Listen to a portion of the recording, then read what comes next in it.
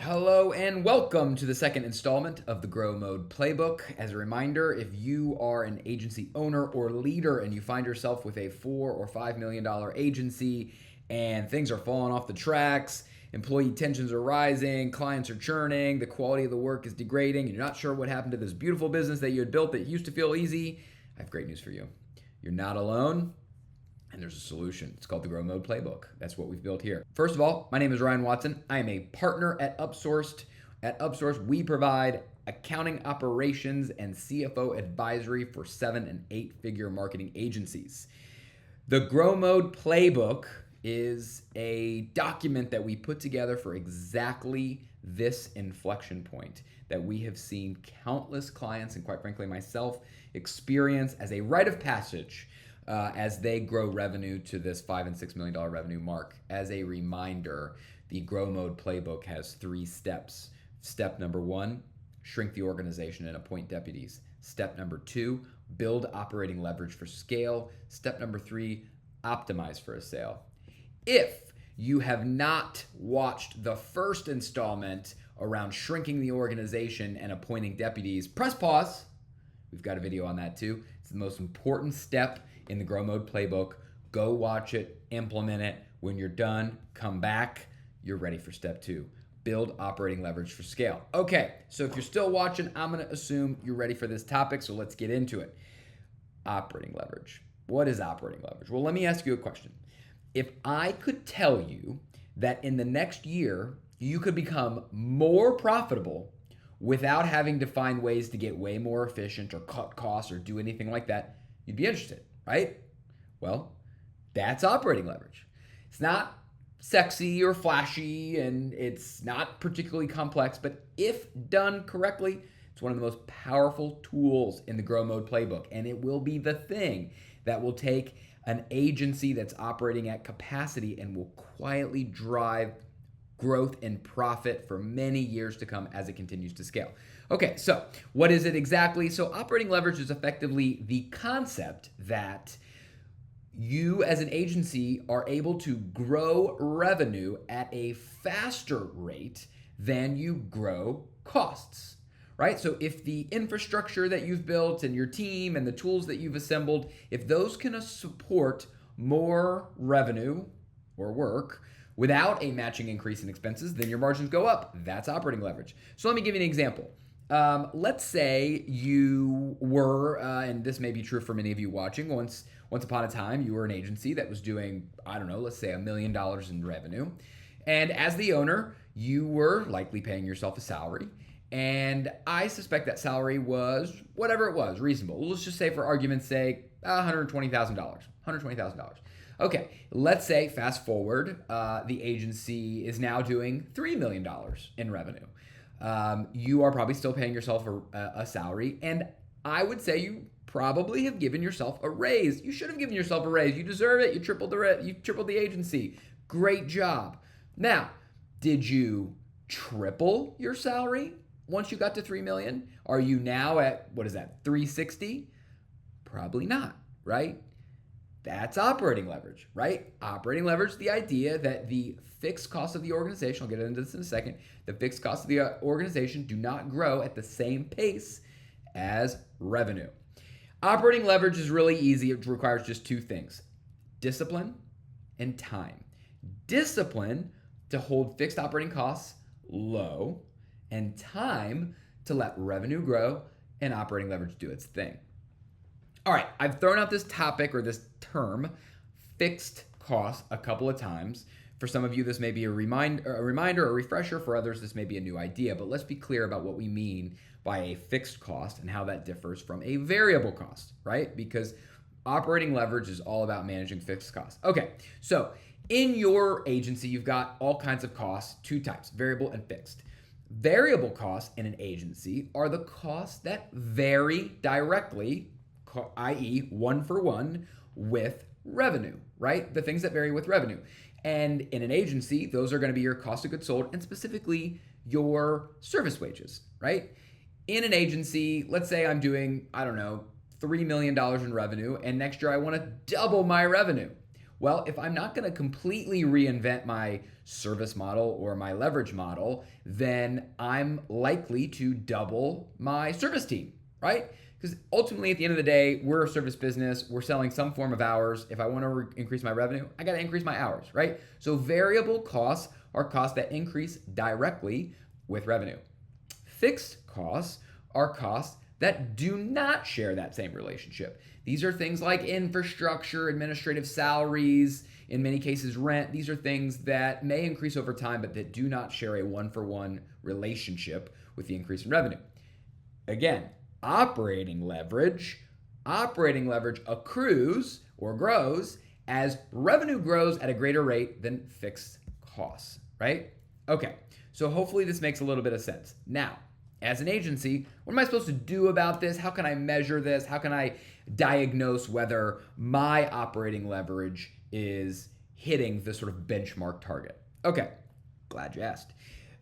The way that we measure operating leverage is a metric called drop through.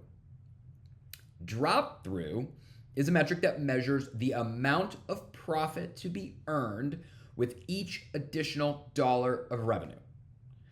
The higher your drop through, the higher your operating leverage, right? So let's make this like super easy to understand. Let's say I'm running an agency and I have a service team, and that service team, it has capacity, right? Let's say we have, we have less than our target utilization. We have excess capacity to take on new work. Let's say a new project comes in the door. It's, I don't know, a $25,000 project. Okay, well, as an agency, because I have this excess capacity, I can service that $25,000 project without adding any new headcount or any new freelancers. If that's true, then my drop through on that project or on that next $25,000 is 100%. 100% of that revenue goes straight to my bottom line because I don't need to increase my costs at all in order to earn it, right? In the short run, having a 100% drop through rate is not uncommon. It happens in exactly this situation where I've got some excess capacity. But as you sort of zoom further out and you increase the horizon, my drop through rate, of course, is going to decline, right? It's not, take that example where I'm a $3 million agency and I want to double to a $6 million agency. There's lots of reasons why that's not possible, but if I want to double to a $6 million agency next year, obviously my drop through on that next 3 million is not going to be 100% because for sure, I'm going to have to increase my service wages in order to service it, right? Okay, so as I zoom out and I look at a full year of incremental revenue, what should I be targeting as my drop through rate? What is a healthy amount of operating leverage for me to have? The answer to that question is going to be your target gross margin less about 5%. So, if you are an agency and your target gross margin is, let's say, 50%, then your target drop through is going to be about 45%, assuming the agency is operating at capacity and is efficient in all other areas of the business. We're not carrying excess costs that we don't need and things like that, right? And so again, let's talk about why that is, why it's a little bit less than 50%, why it's about, let's call it 45%. I'll go back to that $3 million, $6 million situation, okay? So again, if my agency is at 3 million and it's running efficiently and I've got a team that's at full capacity and I want to double to 6 million next year, again, my variable costs are also going to have to double, right? Meaning my gross margin, if it's 50% this year, if I'm not reinventing my service model and my leverage model, it's going to stay 50% next year, right? So that's the ceiling. I can't do any better than that if my team is operating at full capacity and I'm not introducing, a new way of doing work, right? So 50% or my target gross margin, that's the ceiling. But in reality, it's probably not very realistic to do that as a drop through, right? I'm not going to be able to just take 50% of all incremental revenue to the bottom line because in all likelihood, I'm also going to have to increase my overhead, my SG&A expenses, my operating expenses, right? And here's why. So here's a perfect example. Let's say as an organization, we have an offsite and, the team's distributed, so we fly them all to one location every year. Some things about that offsite, those costs are going to stay the same, but I did just increase the headcount of my organization. I increased my service team by double. And so now I'm going to have to fly all those people to some location and I have to fly twice as many people. So that component of my SG&A went up, right? I probably have some other software that is charged on a per seat basis that's administrative in nature, but the cost is going to go up as my team went up, and so forth. Now, all sorts of the lion's share of my overhead costs should probably remain flat. Things like administrative salaries and those sorts of things, those are likely not to increase, but there will be costs that do increase. And so in all likelihood, the best I'm going to be able to do is 50%, my target gross margin, less a padding for me to marginally increase my overhead, my SG&A, by 5% in order to account for my organization getting larger. Okay? Now, so that's the benchmark. 5% less than target gross margin, 45% for a lot of agencies. Just because that's the benchmark does not mean that's what your agency is going to be targeting in all situations, right? Just like all metrics, there's plenty of reasons why we would be targeting something different. Let me talk about 3 scenarios where we would target a different drop-through rate than that 45%. The first scenario is what I'll describe as harvesting slack. And harvesting slack is really doing what I mentioned right up top, my first example, where I'm not a team that is operating as efficiently as possible and at full capacity. And actually, I have excess capacity. And my earned gross margin, for instance, is lower than my target gross margin, right? Let's say I'm earning a 40% gross margin because my utilization is low because I got all this excess capacity I'm not using. Well, then in the coming year, as I'm doing my budgeting, I'm going to target a drop through greater than my target gross margin because I got to bring that gross margin up to my target. So my first X number of dollars are going to be a drop through of 100%. And my average drop through for the year might be 60%. And hopefully as I do that, my gross margin for next year is going to be 50%, right? Again, harvesting slack is not it's not a phenomenon that you're going to be able to experience forever. You're not going to be able to sustain a drop through in excess of your target gross margin, but it can help to jumpstart a profitability journey if you are not hitting your target benchmarks at the moment. Okay, so that's situation number 1, harvesting slack. Okay, number 2, here's a situation where my target drop through might actually be lower than that 45%. And this is a situation where that I'll call leadership layer, or adding a leadership layer. So for those of you, and I'm going to presume everybody who watched the first video of the Grow Mode Playbook, and we talked about shrinking the organization and appointing deputies, part of that exercise was elevating the next level of leaders and appointing deputies or department leaders. In some cases, that looks like just moving a person from this role to that role, but in other cases, it might look like creating new roles and possibly hiring from the outside. That might require an investment of costs, an investment of fixed costs. And in so doing, we might increase our fixed cost by more than that 5% and therefore bring our target drop through for the year below that 45% benchmark. And over time, 3, 4, 5 years down the road, that will normalize and we'll be able to amortize additional revenue growth over that larger base. But in the first year of that investment, we may see a deflation or a decrease in that drop-through rate. And given the circumstances, that may be totally appropriate and necessary.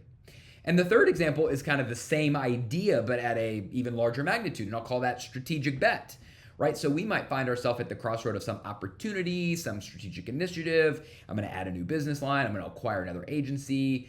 I'm going to otherwise make a critical investment in IP or software or something like that. In those situations, same idea, I might make a conscious choice to make a meaningful investment in my fixed costs, and that, of course, is going to take my target drop through perhaps well below that sort of standard 45% benchmark. Now, that investment or that bet, maybe it's a good thing, maybe it's a bad thing, time will tell, but it's a choice, right? The thing to keep in mind is, with drop through and quite frankly all other things, as I zoom way out and I think about the life cycle of my agency, a healthy agency is going to grow up and to the right, but it's unlikely to look like a perfect line. It's more likely to look like a stair step or maybe even some ups and downs, right? Because the reality is, like business, in some phases you reap and in some phases you sow, right? And when you're adding leadership layer and you're making strategic bets, you're sowing, right? You are investing into the future and you're going to see your drop through come down. And there will be other times where you reap, right? You are enjoying the fruits of the decisions that you made, and you're earning perhaps even a larger than target drop through. But over time, we should expect to see an average of that, call it 45% drop through rate, and that would signify to us that we have a healthy degree of operating leverage, and we are going to continue to enjoy a growth in our profitability over time.